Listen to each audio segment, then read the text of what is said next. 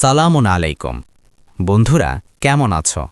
আজকে আমি তোমাদেরকে একটি রাখাল বালকের বিচক্ষণতার ঘটনা শোনাব। চলো তাহলে শুরু করা যাক।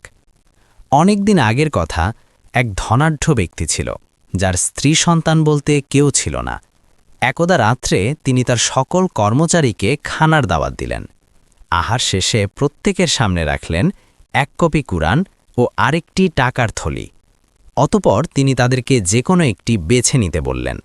সর্বপ্রথম তার প্রহরী এগিয়ে আসলো, তাকে বললেন, বেছে নাও। প্রহরী বলল, আমি তো কুরআন বেছে নেওয়ার আশা করেছিলাম, কিন্তু কিভাবে সেটা পড়তে হয় তা আমি জানি না, তাই আমার জন্য টাকার থলেটি উপকারী হবে। অবশেষে সে টাকার থলে বেছে নিল। এরপর আসলো তার শ্রমিক, তাকেও বেছে নিতে বললেন।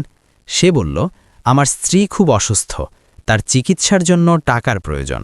যদি এমন না হতো তবে আমি কুরআনই বেছে নিতাম। তারপর তিনি বাবুর্চিকে জিজ্ঞাসা করলেন। সে বলল, কুরআন পড়া আমার কাছে খুবই পছন্দনীয়, তবে আমার অনেক ব্যস্ততা, পড়ার মতো সময়ই পাই না, তাই আমি টাকার থলে বেছে নিলাম। শেষ পাড়াটি এলো রাখালের জন্য। এই ছেলেটি খুব দরিদ্র। তিনি তাকে বললেন, তুমি কোনটি বেছে নেবে?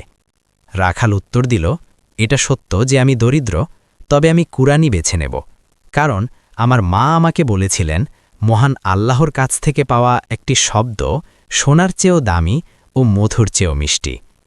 অবশেষে রাখালটি কুরআনই বেছে নিল। অতপর উহা খোলার পর সে এতে আরও দুটি খাম দেখতে পেল। প্রথম খামটিতে টেবিলে যে পরিমাণ টাকা ছিল তার থেকে 10 গুণ টাকা বেশি ছিল, আর দ্বিতীয়টিতে ছিল একটি ওসিয়তনামা, যাতে ছিল তার মৃত্যুর পর সকল সম্পত্তির উত্তরাধিকারী সেই হবে।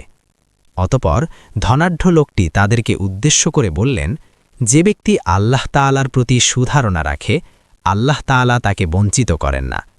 বন্ধুরা, আজকের ঘটনাটি কেমন লাগলো কমেন্ট করে জানাতে ভুলবে না। তো দেখা হচ্ছে অন্য কোনো ভিডিওতে। সেই পর্যন্ত সুস্থ থেকো, ভালো থেকো। আল্লাহ হাফেজ।